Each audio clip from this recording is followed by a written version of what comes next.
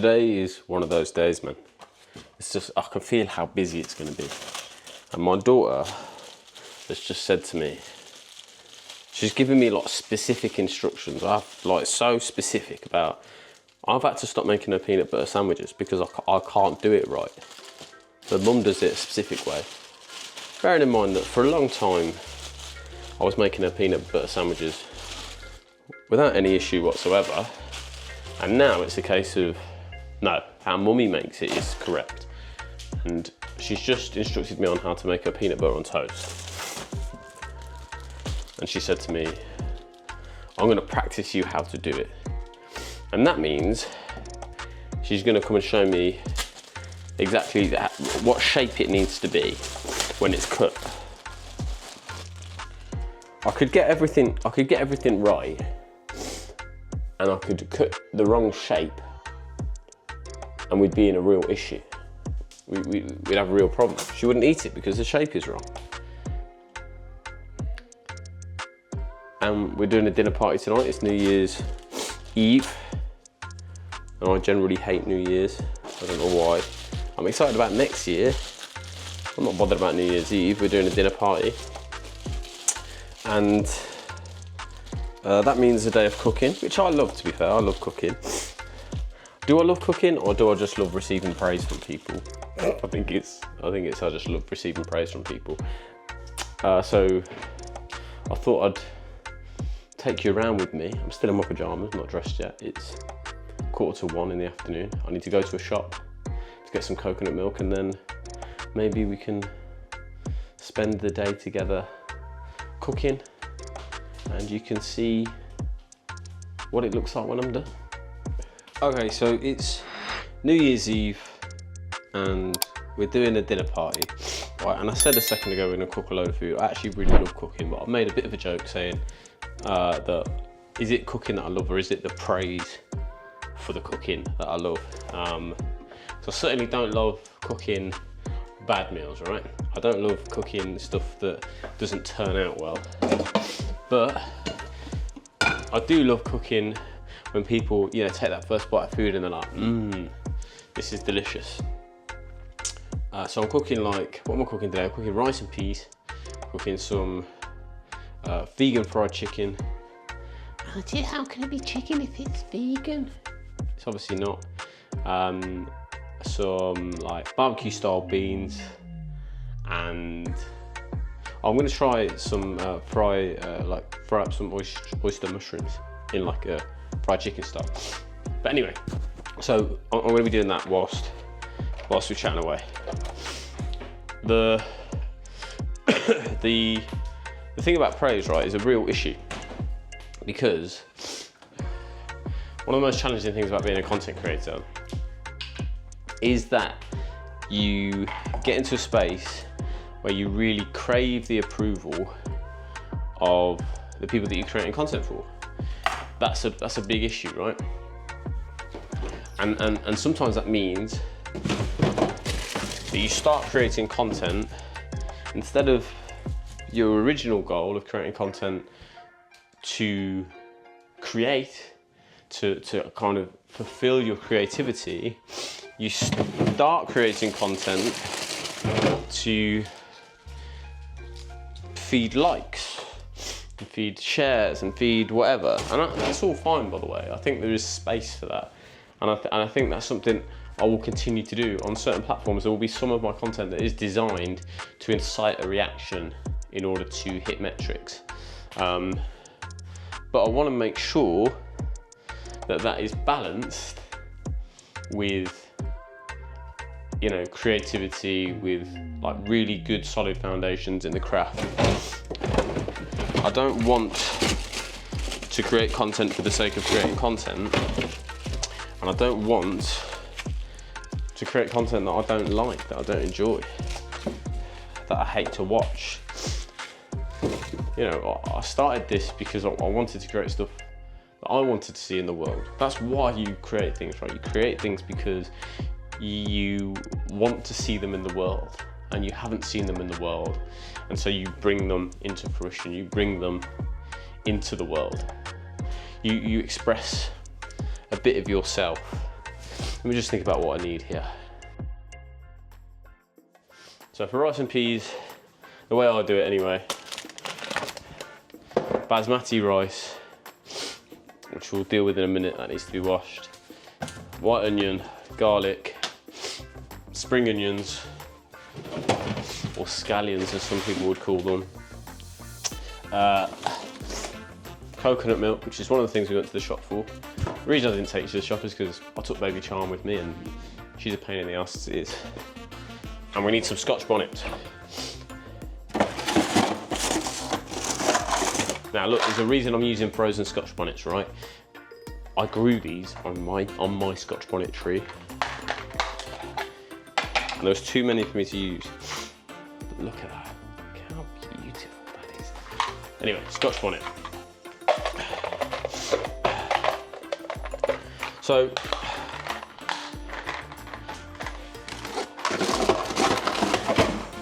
this year I really want to make stuff, I really want to try and make a good proportion of the work that I do be based around me putting stuff into the world that I want to see, me having an impact on the world, rather than me wanting to get likes.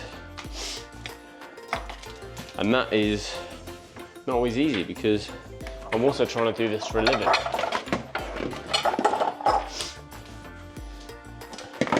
Which means that, you know, I do need to make money from what I'm doing. The cat wants to get in. I do need to make money from what I'm doing. And if I'm not, then my ability to do that for any length of time is diminished. You've got to look after that section. I do believe that, you know, with time and creativity, money will come. I believe that. But not in the sense of I'll just sit back and wait for it. I still think you've got to put in the work. You've got to put in the work to make sure that you're driving towards things that can create revenue for you. You know, I've got big question marks over some of my content this year, especially my short form content, because I'm like, what do I want it to be? What do I want that channel to be? I know for my long form content, I want to get more higher production value. I definitely want to make some short films this year. I want to start to build some structure around my vlogs. I love doing these, you know, freehand ones. I want to, you know, really push hard on YouTube. I want to continue to live stream, but you know, the format and the purpose of those live streams isn't to fund me. You know, it's nothing but a chance for me to sit with the people who have followed me and talk with me. It's nothing but a chance to interact with those and to try and have some like live feedback. Look, rice and peas is super easy. Onion goes in there, Scotch bonnet goes in there. So raw onion in the pot, Scotch bonnet in the pot, a whole Scotch bonnet. Don't chop it up. I don't anyway, because it's spicy as balls. I'm gonna do 3 cloves of garlic. Again, just peel them and pop them in there whole.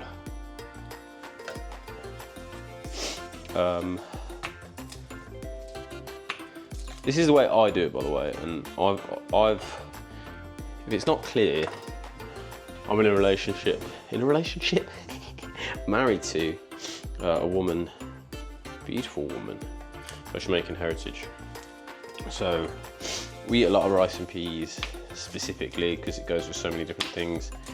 But things like curry chicken, curry goat, we are vegan, so we veganise all of these things. All of that kind of stuff is a staple in our house. So this comes from a mix of me, hello, I'm up here, thank you.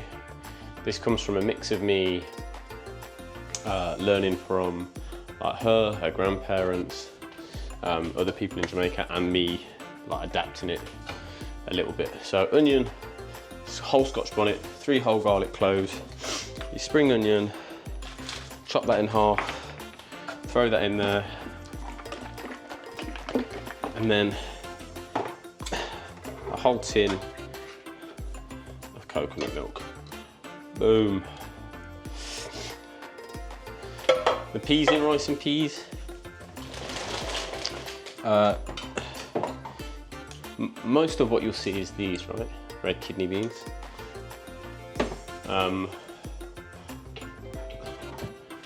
You might sometimes see it made with gunga peas, which is where the rice and peas, if you're ever wondering, kidney beans ain't peas. They're usually traditionally made with gunga peas. But from what I'm told, most Jamaican kids pick the peas out of their rice and peas. And my brother-in-law don't like gunga peas, so. And then what you do is you take the liquid from your rice and peas, from your kidney beans, and you pop that into the pot. All of that, the whole tin of liquid, not the peas yet. And then you want, I do a couple of things to cheat here. I'm really revealing what I do.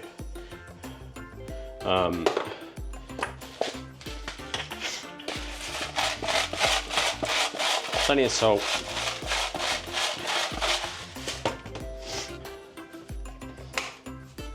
And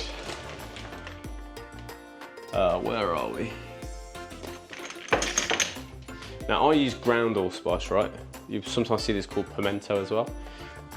My brother-in-law uses whole pimento, so he'll, before this is ground, it comes in like little black pepper seeds. You can throw a bunch of them in. If you do that, it means you have to pick them out, or people crunch into them. So I just use some ground allspice. A little bit of this goes a long way. And then you basically just turn that on, and you want to boil all that mixture together. So you've got onion, spring onion, coconut milk, the juice from a can of kidney beans, and you want to mix all of that together and just let it simmer there for like 15 minutes. So this is basically what your rice and peas will look like before you put the peas in, before you put the rice in. You want to make this liquid as flavorful as possible, because you're going to cook the rice in this liquid. So if this tastes good, your rice and peas is going to taste good. So what for next year then? I don't really like New Year's, and I definitely don't like the thing of going, what are my goals for the next year? What's my New Year's resolution? Sorry, I don't like that. I don't mind goals, I don't mind setting goals. And January is a really important month for me because it's where I set the foundation of like the commercial side of what I'm doing, the videography side of things. I'm going to build out a portfolio in the first, hopefully, couple of weeks of January, maybe the first month of the year, build out a portfolio, and then start sharing that with people as an example of the type of editing and videography work I can do. Hopefully get some paid work off the back of that. You know, when people say don't do free work, you know, I think it's a perfect way for me to build up my confidence, a perfect way to, you know, perfect opportunity to be able to showcase what I can do. And also for me to learn where my limits are and learn what I can't do with what I've got. Hopefully I'll get well in January, because I've just been ill for weeks and weeks, and I'll keep going on about it. But honestly, it's been weeks. Just give me a break, please, Lord. If you're up there, just give me a break. Heal me. Heal me like you did those other guys.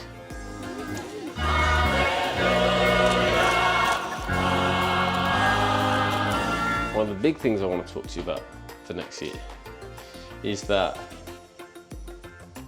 I really want to, on a really like micro level, really focused level, try to get each and every element of me as a person in the best possible shape it can be, because I'm a real believer of the kind of mind, body, spirit alignment thing, and that if you're healthy here, you're healthy physically, and you're healthy, you know, in terms of your output in the world, that, it's not that people don't become successful who are unhealthy and whatever, but it doesn't bring them happiness, I don't think. It doesn't bring them joy. So I want to put myself in a position where I'm absolutely prepared for the success that's going to come my way in 2025. And that means focusing on making sure that my mental health is really good, making sure that my physical health is really good, and making sure that I'm following up on the work that I'm supposed to be doing, on the work that I tell myself I'm going to be doing. Because there's no one hanging over my shoulder going, there's a deadline and this is a deadline and that, it means it's always kind of on me to make sure that's right. So throughout January, and I invite you to join me if you want to, I'm not an expert, and I will simply be doing this in the way that I know how. For the whole of January, I'm going to be making sure that I'm moving every day, some kind of physical exercise, that what I'm taking in, food, content, films, whatever that might be, what I'm consuming, visually, orally, whatever that might be, is the best quality, is serving me. It's not taking away from me, but it's adding to me. So that means good diet. It means not consuming shitty, negative content, TV, all of that, just getting rid of that completely. So we talked about physical, we talked about the kind of consumption stuff. So I'll be talking to you about what I'm eating, the exercise that I'm doing, and meditation will be a big part of it. And by meditation, I just mean sitting quietly and focusing on my breathing, just trying to not be distracted, trying to really hone in and have some quiet time for my mind. And then also producing as prolifically as I possibly can whilst still keeping the quality high.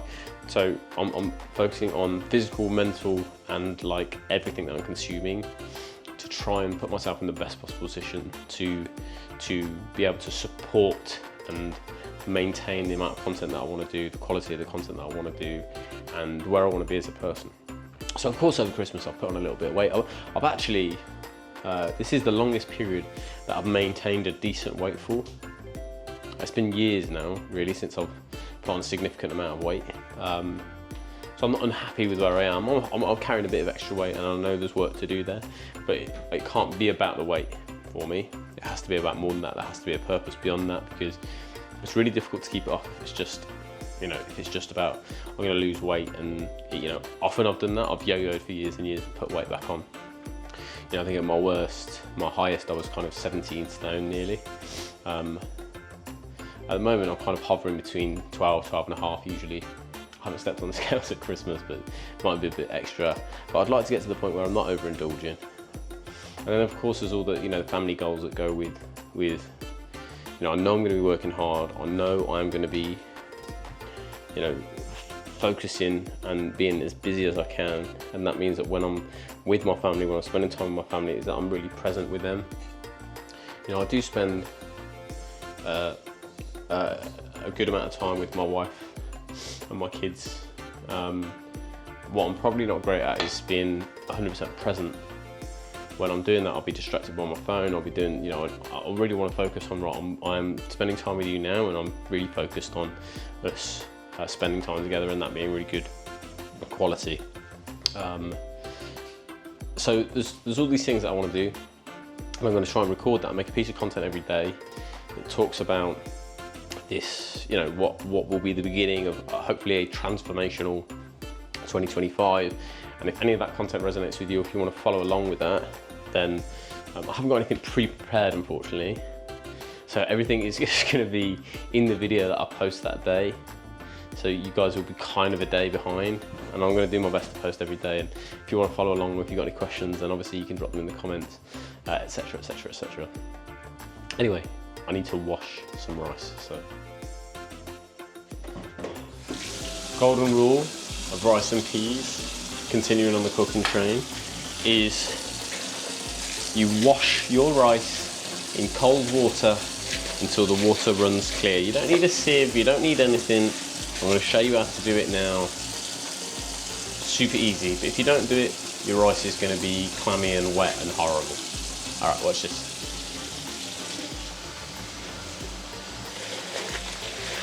So fill it with cold water, swish it around with your hand, and then you'll see, as you pour water away, the water is cloudy. If you just pour gently, the rice will stay where it is.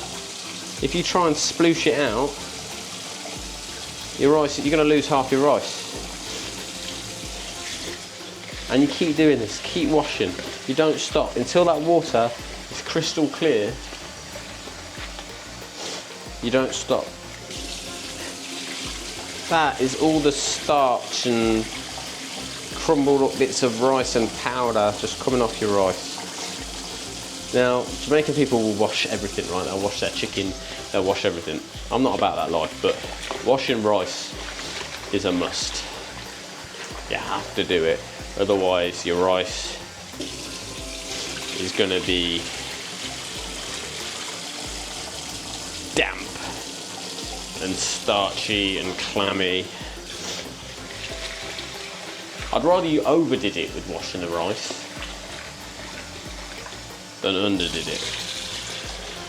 Look how clear that water is now. Can you see that? The water is getting clearer. If you see any, I mean, you can do this if you want. If you see any like half grains, split grains, you can take them out if you see them. It's not going to do you any massive harm. But nice long grains is definitely better. If your rice is all broken up, it's definitely going to be a bit more mushy. For real. Right, before we put the rice in, so that's been kind of simmering away. See, Scotch bonnet's in there, whole, for like 15 minutes or something. We're going to put the peas in there as well before we put the rice in. What I want you to do is just put a little bit of water in the bottom of that peas can, all right? The kidney beans, and just swill it around, get all the extra peas out and get a bit more colour, a bit more that purpley colour. You'll be judged on two things, right? Your rice and peas, you'll be judged on two things. The colour of it and whether it's stuck to the bottom of the pan. That's it. Let's see if it tastes. It needs to taste good. But they're going to go much more on looks. I promise you, they're going to go much more on looks to start with. If you're actually trying to impress people, got to have the colour. Can't let it stick. Get as much of that kind of pea juice colour as you can. You want that water to be boiling hot before you put your rice in. And then we're going to use the finger method to see if there's enough liquid in there. And it does require you to just like burn your finger just a little bit. I use 300 grams of rice, by the way. So big goal is to be healthy, happy, wealthy. Happy, healthy, wealthy. And I don't mean just having loads of money, although the loads of money bit's nice. But just wealth of experience, of happiness, of all those things. I mean, we're making rice and peas. Remember Bob Marley said some people are so poor, all they have is money. I'm certainly not one of those people right now. All right, so the water's boiling back up now. This is the finger method, right? You see your finger, this finger here.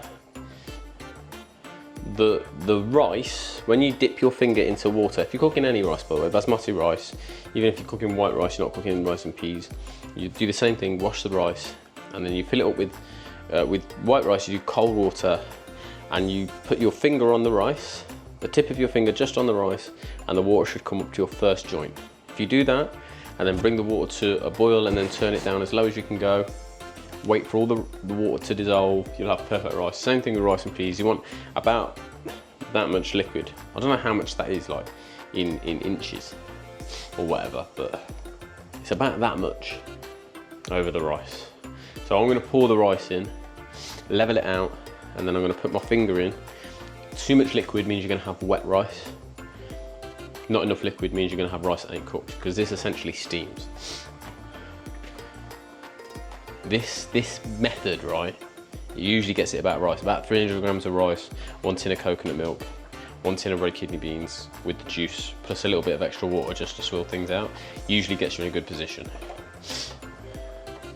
But you should check it yourself. You shouldn't just trust, you should check it, because if you do have a bit more liquid in one or whatever, then, you know, it might be wet. But right, so rice is in. I'm gonna stir that to level it off. And then, it's about right. Ow, so hot, it's so hot. Final trick, then we're done. You're gonna get a square piece of foil paper, about the size of your pan,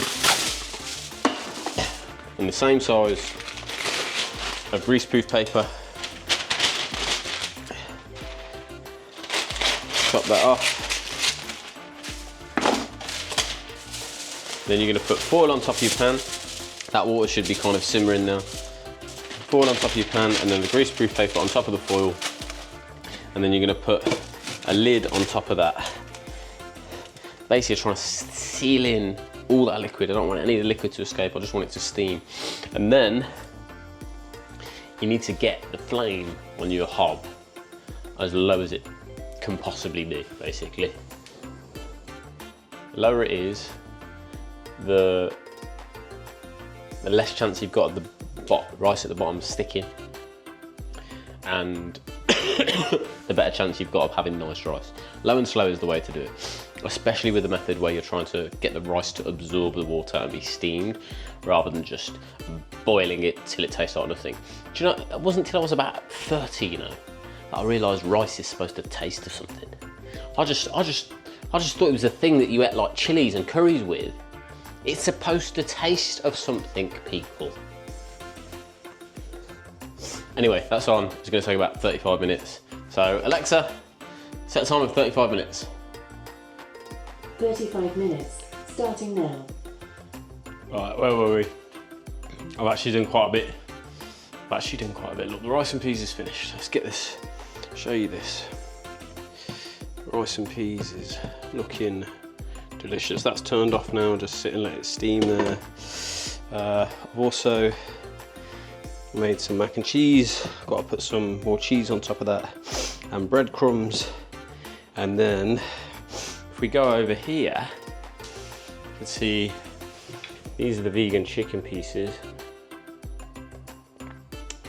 that are kind of in a seasoned vegan buttermilk at the moment. And then these are the oyster mushrooms that I've done in the same thing. We've not tried those before, but we're going to give them a go. So this is a big end of year celebration where we consider what we've achieved so far and think about what our goals might be for the next year. And for me, it's really a continuation and expansion of what I've already been doing. This year brought so much happiness to me. It's brought uncertainty and stress, and it's brought some personal problems for me, which I think I'm gonna, still process it and I'm gonna talk about in future videos. Nothing to do with Mrs. Charm, nothing to do with Baby Charm, nothing to do with any of my kids. Love all of them, but just some challenges or some things that have kind of come up for me, that have raised their head and kind of revealed that they're still an issue for me. And that's part of why I want to work on all these different elements of me over this year, is to make sure that there's nothing fucking buried in me that's like holding me back, that's sabotaging me, that's making me think that I might be less than I am, that makes me think that I'm not worthy of success. There's a big identity shift for me this year, because I'm no longer the Billy Big Bollocks chief marketing officer sitting on a board, having meetings that nobody else knows about, blah blah blah blah, because I realised that guy was a wanker and the people he was associating with were wankers, and the effect that I allowed other people to have on me in those situations was just untenable. These are people who are so unaware, so asleep, they don't even know what they're doing, the damage that they're having on people. And No, I was so easily could have become part of that. And I'm sure in some cases I did. I'm sure there's people that I have damaged, and that's something that I'm gonna have to process as I go. But anyway, I'm excited for next year, and I'm keen to get moving with it. I just want it to start now. But from tomorrow, guys, from tomorrow, follow along for the challenge. Follow along for the transformational 2025 challenge. That's what it's going to be. It's going to be transformational. Transformational 2025. Oh, look at this poor doll. She has been out here for bloody ages. For bloody ages.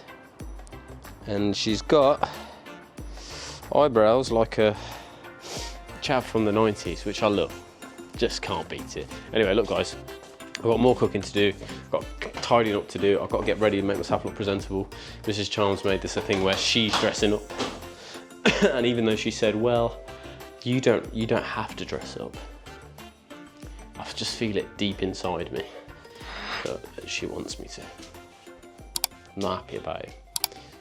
All right, I'll see you on the next